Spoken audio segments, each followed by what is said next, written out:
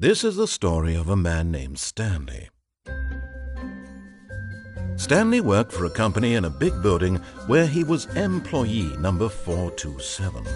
Employee number 427's job was simple. He sat at his desk in room 427 and he pushed buttons on a keyboard. Orders came to him through a monitor on his desk, telling him what buttons to push, how long to push them, and in what order. This is what employee 427 did every day of every month of every year. And although others might have considered it soul-rending, Stanley relished every moment that the orders came in, as though he had been made exactly for this job. And Stanley was happy. And then one day, something very peculiar happened. Something that would forever change Stanley. Something he would never quite forget. He had been at his desk for nearly an hour when he realized that not one single order had arrived on the monitor for him to follow. No one had showed up to give him instructions, call a meeting.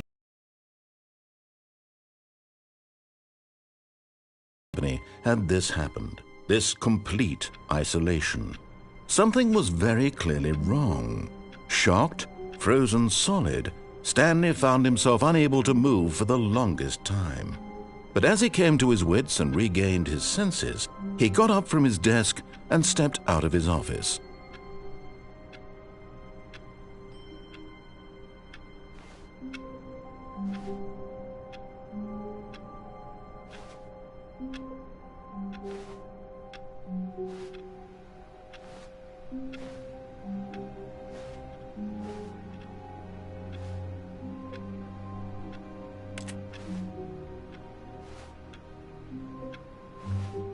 All of his co-workers were gone.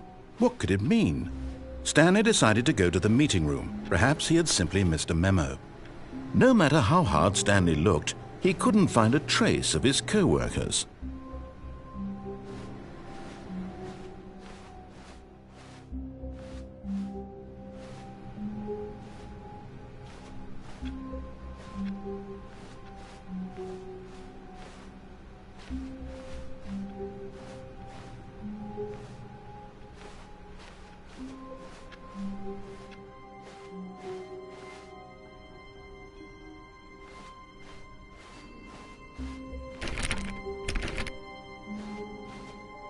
When Stanley came to a set of 2 open doors, he entered the door on his left.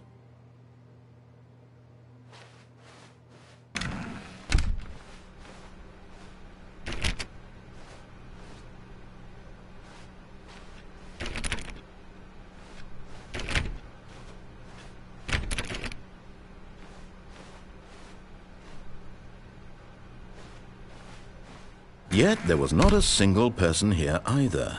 Feeling a wave of disbelief, Stanley decided to go up to his boss's office, hoping he might find an answer there.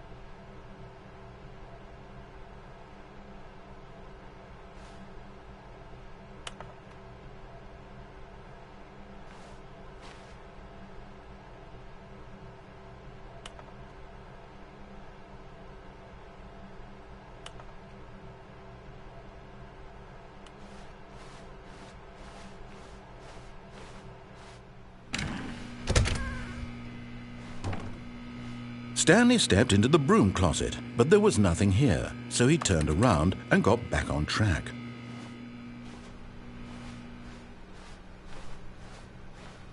Coming to a staircase, Stanley walked upstairs to his boss's office.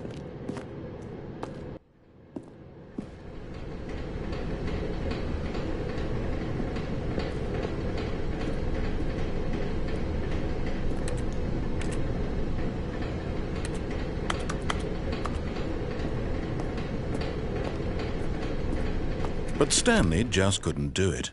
He considered the possibility of facing his boss. Admitting he had left his post during work hours, he might be fired for that. And in such a competitive economy, why had he taken that risk? All because he believed everyone had vanished? His boss would think he was crazy. And then something occurred to Stanley. Maybe, he thought to himself, maybe I am crazy. All of my co-workers blinking mysteriously out of existence in a single moment for no reason at all? None of it made any logical sense. And as Stanley pondered this, he began to make other strange observations. For example, why couldn't he see his feet when he looked down? Why did doors close automatically behind him wherever he went? And for that matter, these rooms were starting to look pretty familiar. Were they simply repeating? No, Stanley said to himself, this is all too strange. This can't be real. And at last, he came to the conclusion that had been on the tip of his tongue. He just hadn't found the words for it. "I'm dreaming!" he yelled. "This is all a dream." Oh, what a relief Stanley felt to have finally found an answer, an explanation.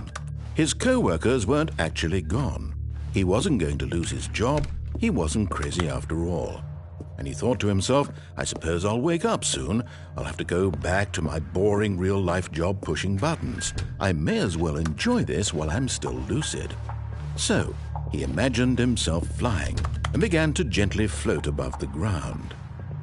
Then he imagined himself soaring through space on a magical starfield, and it too appeared. It was so much fun, and Stanley marveled that he had still not woken up. How was he remaining so lucid? And then perhaps the strangest question of them all entered Stanley's head. One he was amazed he hadn't asked himself sooner. Why is there a voice in my head dictating everything that I'm doing and thinking? Now the voice was describing itself being considered by Stanley, who found it particularly strange. I'm dreaming about a voice describing me, thinking about how it's describing my thoughts, he thought. And while he thought it all very odd and wondered if this voice spoke to all people in their dreams, the truth was that, of course, this was not a dream. How could it be? Was Stanley simply deceiving himself, believing that if he's asleep, he doesn't have to take responsibility for himself? Stanley is as awake right now as he's ever been in his life. Now, hearing the voice speak these words was quite a shock to Stanley. After all, he knew for certain, beyond a doubt, that this was in fact a dream. Did the voice not see him float and make the magical stars just a moment ago? How else would the voice explain all that? This voice was a part of himself too. Surely, if he could just... He would prove it. He would prove that he was in control, that this was a dream. So he closed his eyes gently, and he invited himself to wake up. He felt the cool weight of the blanket on his skin, the press of the mattress on his back, the fresh air of a world outside this one. Let me wake up, he thought to himself. I'm through with this dream. I wish it to be over. Let me go back to my job. Let me continue pushing the buttons. Please, it's all I want. I want my apartment and my wife and my job. All I want is my life exactly the way it's always been. My life is normal. I am normal. Everything will be fine. I am okay.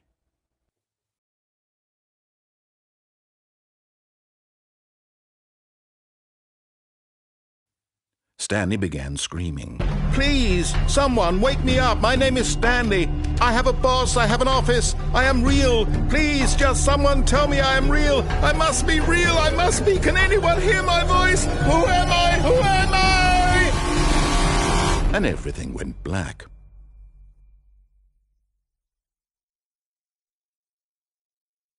This is the story of a woman named Mariella. Mariella woke up on a day like any other. She arose, got dressed, gathered her belongings, and walked to her place of work. But on this particular day, her walk was interrupted by the body of a man who had stumbled through town talking and screaming to himself, and then collapsed dead on the sidewalk. And although she would soon turn to go call for an ambulance, for just a few brief moments she considered the strange man. He was obviously crazy, this much she knew. Everyone knows what crazy people look like. And in that moment, she thought to herself how lucky she was to be normal. I am sane. I am in control of my mind. I know what is real and what isn't. It was comforting to think this, and in a certain way, seeing this man made her feel better. But then she remembered the meeting she had scheduled for that day, the very important people whose impressions of her would affect her career, and by extension, the rest of her life. She had no time for this, so it was only a moment that she stood there, staring down at the body. And then she turned and ran.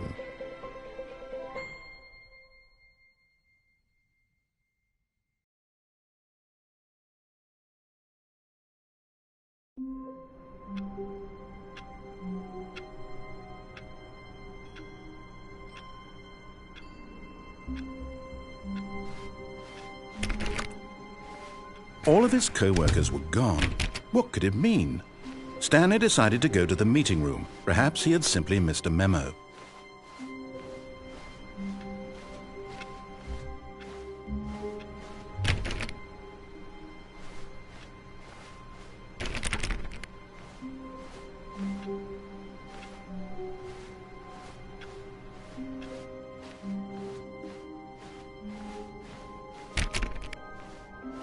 When Stanley came to a set of 2 open doors, he entered the door on his left.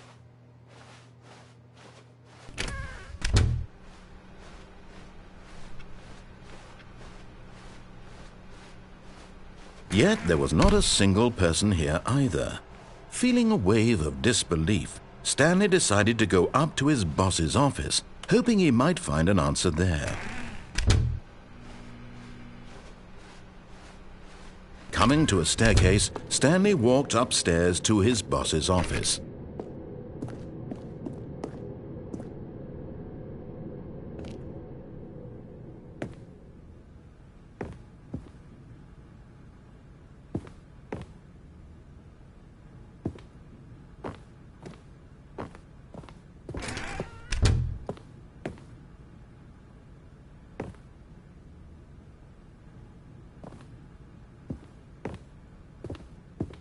Stepping into his manager's office, Stanley was once again stunned to discover not an indication of any human life.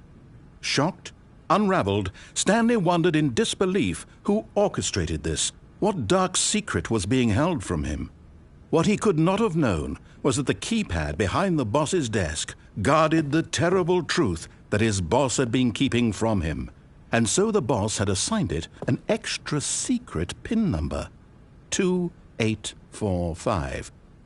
But of course, Stanley couldn't possibly have known this.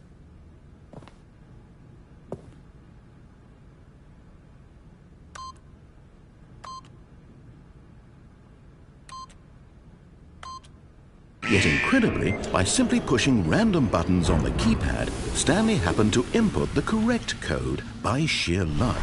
Amazing! He stepped into the newly opened passageway.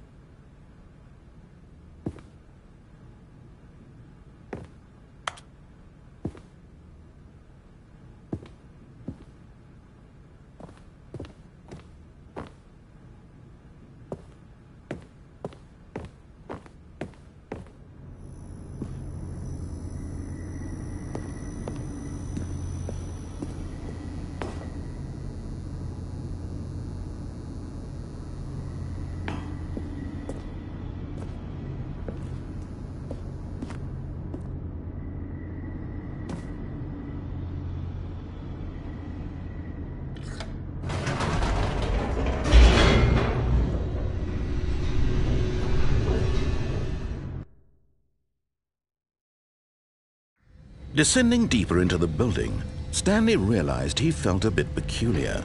It was a stirring of emotion in his chest, as though he felt more free to think for himself, to question the nature of his job. Why did he feel this now, when for years it had never occurred to him? This question would not go unanswered for long.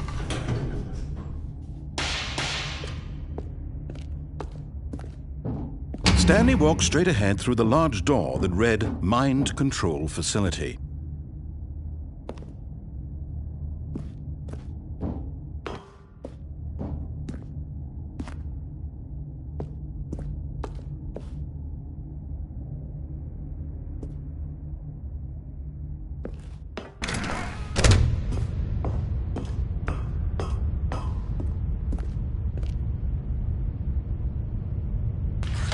The lights rose on an enormous room packed with television screens.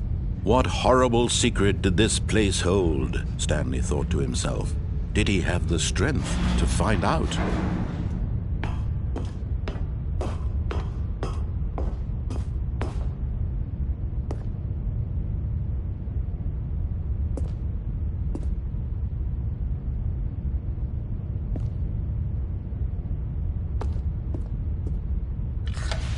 Now the monitors jumped to life, their true nature revealed. Each bore the number of an employee in the building, Stanley's co-workers. The lives of so many individuals reduced to images on a screen, and Stanley, one of them, eternally monitored in this place where freedom meant nothing.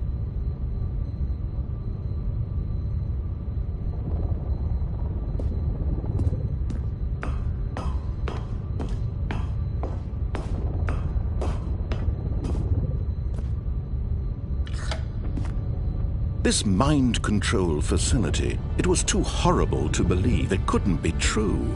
Had Stanley really been under someone's control all this time? Was this the only reason he was happy with his boring job? That his emotions had been manipulated to accept it blindly?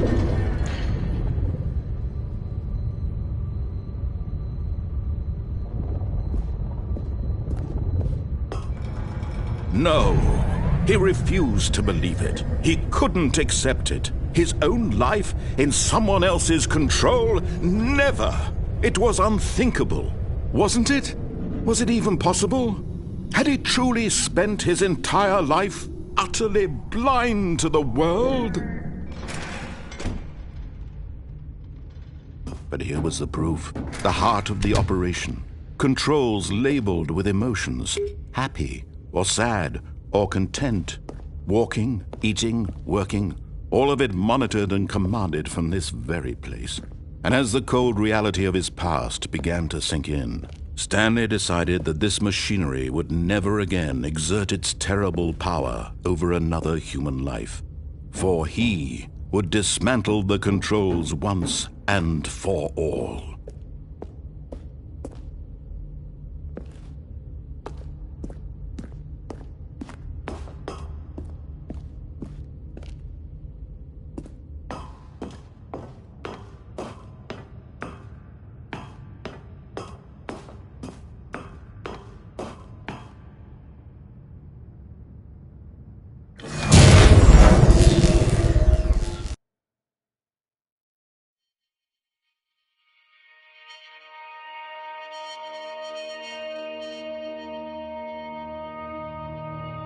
Blackness, and a rising chill of uncertainty.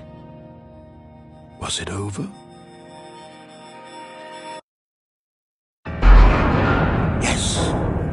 He had won! He had defeated the machine, unshackled himself from someone else's command. Freedom was mere moments away.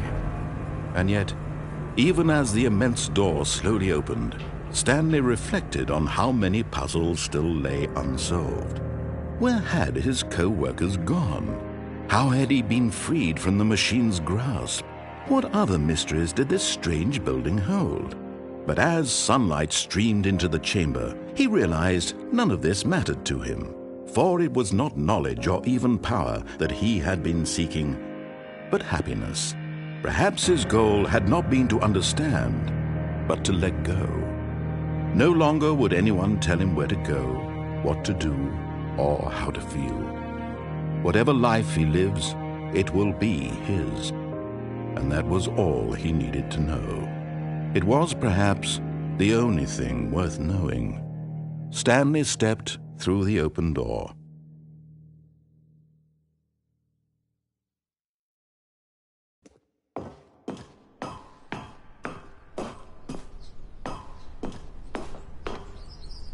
Stanley felt the cool breeze upon his skin, the feeling of liberation, the immense possibility of the new path before him.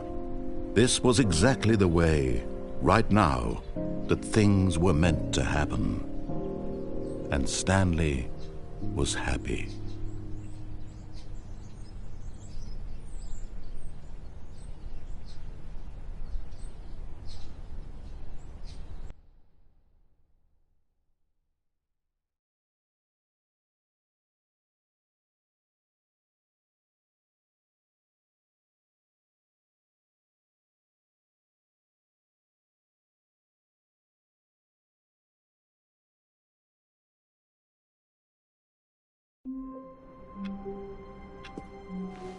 All of his co-workers were gone. What could it mean? Stanley decided to go to the meeting room. Perhaps he had simply missed a memo.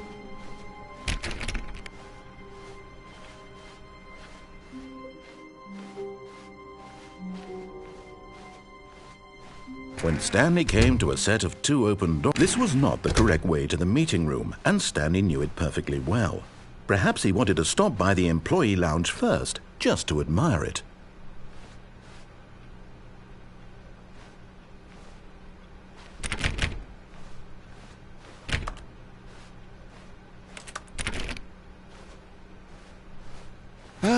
Yes, truly a room worth admiring. It had really been worth the detour after all, just to spend a few moments here in this immaculate, beautifully constructed room. Stanley simply stood here, drinking it all in.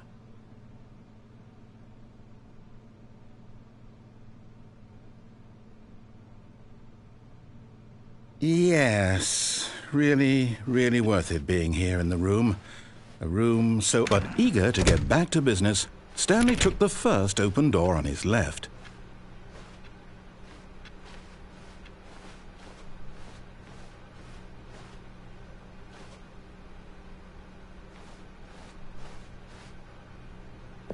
Stanley was so bad at following directions, it's incredible he wasn't fired years ago.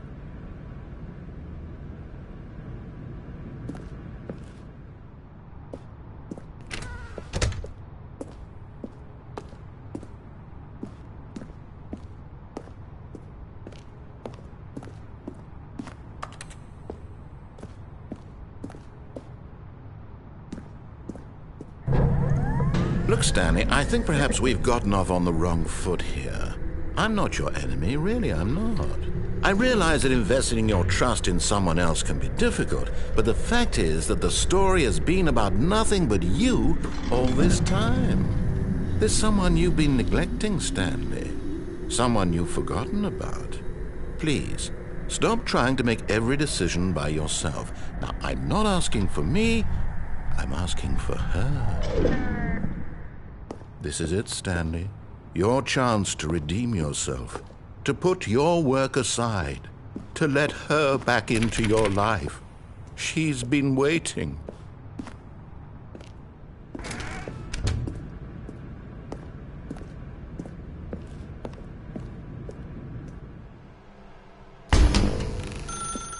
That's her, Stanley. You need to be the one to do this, to reach out to her. If you can truly place your faith in another, then pick up the phone.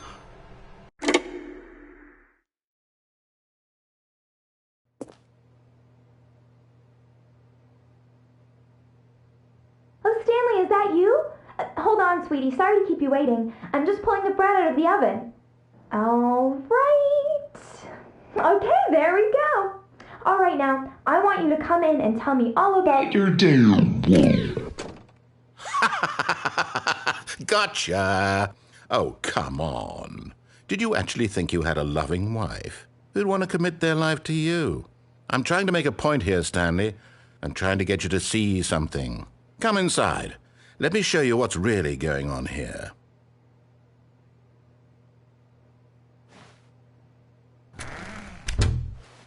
This is a very sad story about the death of a man named Stanley. Stanley is quite a boring fellow. He has a job that demands nothing of him, and every button that he pushes is a reminder of the inconsequential nature of his existence. Look at him there, pushing buttons, doing exactly what he's told to do. Now he's pushing a button. Now he's eating lunch. Now he's going home. Now he's coming back to work. One might even feel sorry for him, except that he's chosen this life.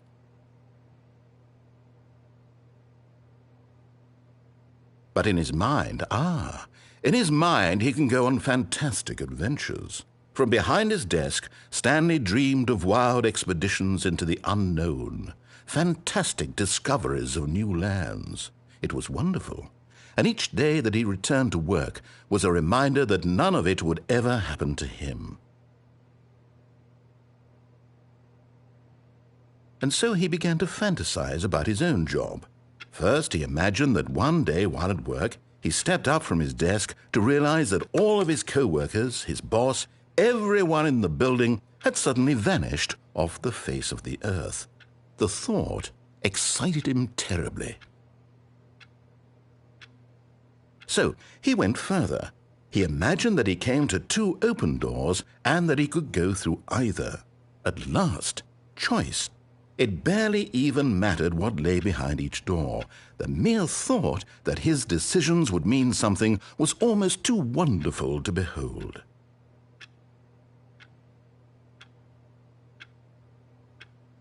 As he wandered through this fantasy world, he began to fill it with many possible paths and destinations. Down one path lay an enormous round room with monitors and mind controls. And down another was a yellow line that weaved in many directions, and down another was a game with a baby. And he called it the Stanley Parable. It was such a wonderful fantasy, and so in his head he relived it again, and then again, and again, over and over, wishing beyond hope that it would never end, that he might always feel this free. Surely there's an answer down some new path, mustn't there be? Perhaps if he played just one more time. But there is no answer. How could there possibly be? In reality, all he's doing is pushing the same buttons he always has. Nothing has changed. The longer he spends here, the more invested he gets, the more he forgets which life is the real one. And I'm trying to tell him this, that in this world he can never be anything but an observer, that as long as he remains here, he's slowly killing himself. But he won't listen to me. He won't stop. Here, watch this. Stanley, the next time the screen asks you to push a button, do not do it.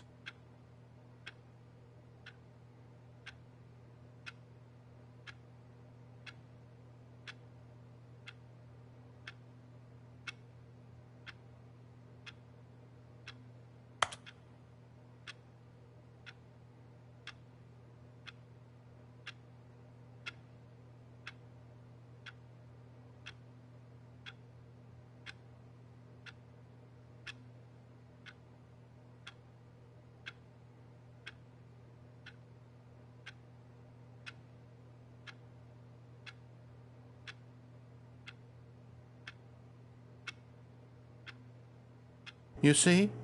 Can he just not hear me? How can I tell him in a way that he'll understand that every second he remains here, he's electing to kill himself? How can I get him to see what I see? How can I make him look at himself?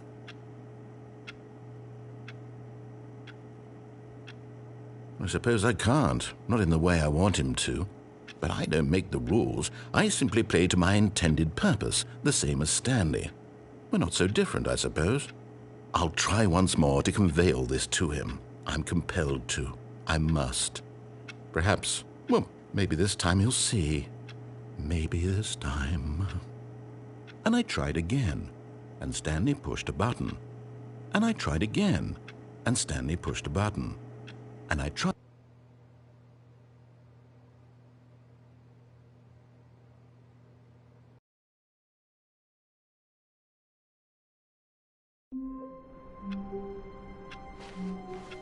All of his co-workers were gone. What could it mean? Stanley decided to go to the meeting room. Perhaps he had simply missed a memo.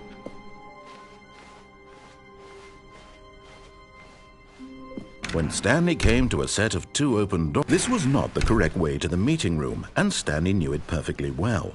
Perhaps he wanted to stop by the employee lounge first, just to admire it. Wow, yes, this room. But eager to get back to business, Stanley took the first open door on his left.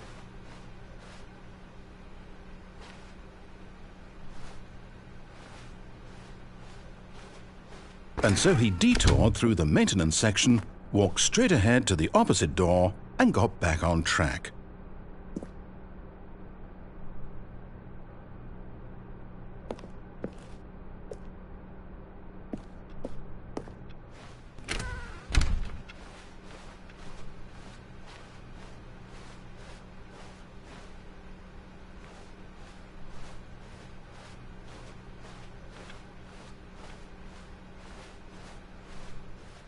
Yet there was not a single person here either. Feeling a wave of disbelief, Stanley decided to go up to his boss's office. Hoping coming to a staircase, Stanley walked upstairs to his boss's office.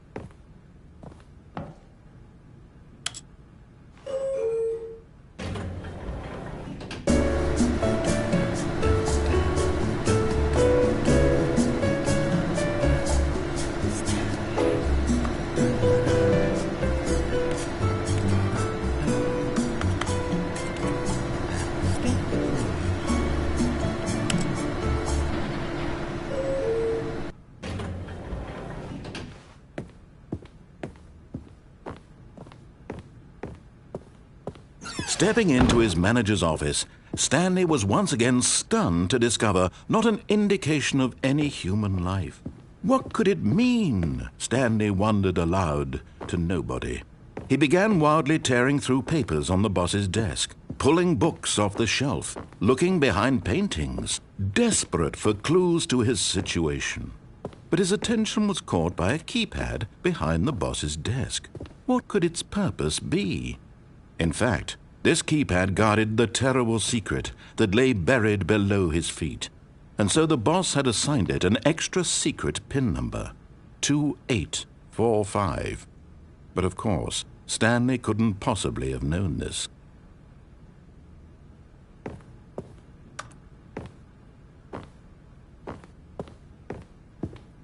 Stanley just sat around twiddling his thumbs. Trying to input anything on the device was useless, since he could never possibly know that the combination was 2845.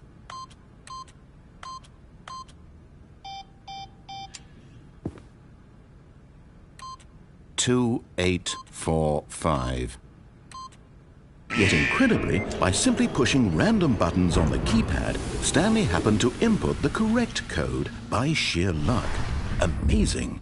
He stepped into the newly opened passageway.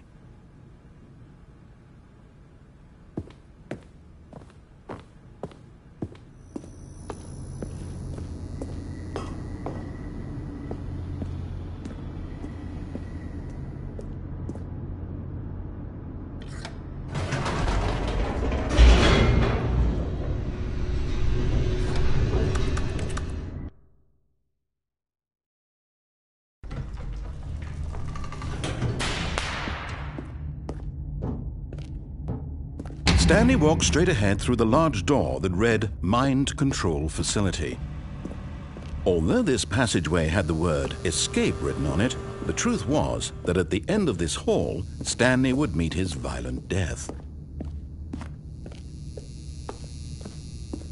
The door behind him was not shut. Stanley still had every opportunity to turn around and get back on track. At this point, Stanley was making a conscious, concerted effort to walk forward and willingly confront his death.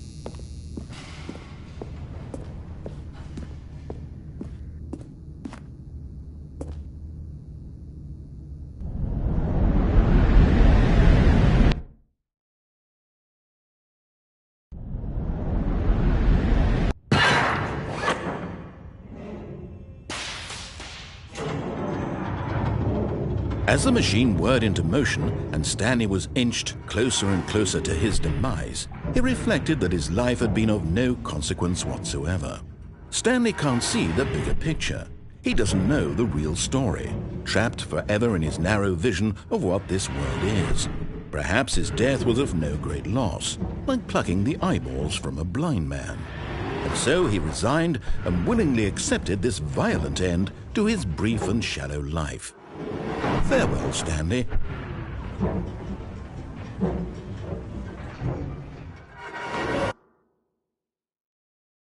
Farewell, Stanley, cried the narrator, as Stanley was led helplessly into the enormous metal jaws.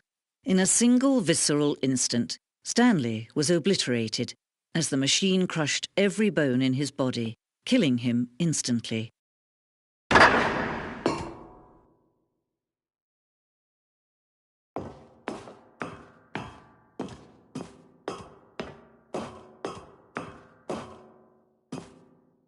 And yet it would be just a few minutes before Stanley would restart the game, back in his office, as alive as ever.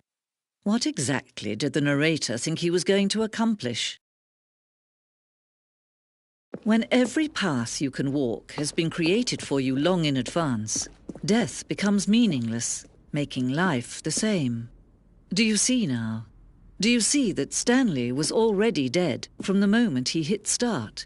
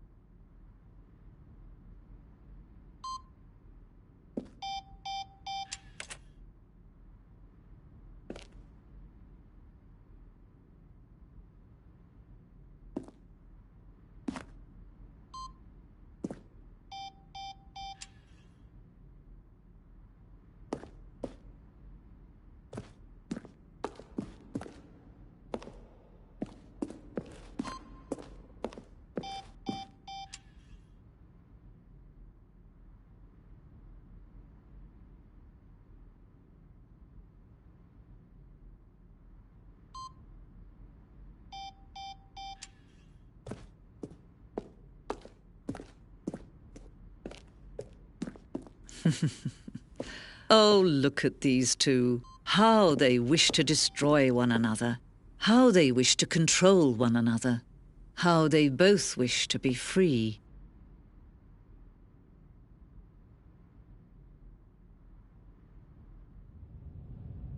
Can you see? Can you see how much they need one another? No, perhaps not. Sometimes these things cannot be seen. But listen to me. You can still save these two. You can stop the program before they both fail. Turn off your PlayStation. There's no other way to beat this game. As long as you move forward, you'll be walking someone else's path. Stop now and it'll be your only true choice. Whatever you do, choose it. Don't let time choose for you. Don't let...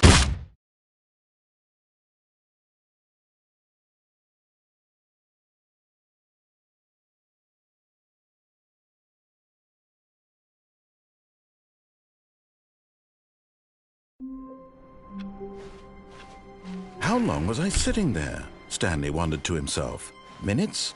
Days? Centuries? Did something crucial happen while my senses were turned? He made a note to be more careful with time when Stanley came to a set of 2 open doors. This was not the correct way to the meeting room, and Stanley knew it perfectly well. Perhaps he wanted to stop by the employee lounge first, just to admire it. The lounge was sublime, a work of art. What was it about this room that called so deeply and so personally to... But eager to get back to business, Stanley took the first open door on his left. Stanley was so bad at following directions, it's incredible he wasn't fired years ago. Look, Stanley, I think perhaps... But in his eagerness to prove that he is in control of the story and no one gets to tell him what to do, Stanley leapt from the platform and plunged to his death. Good job, Stanley. Everyone thinks you are very powerful.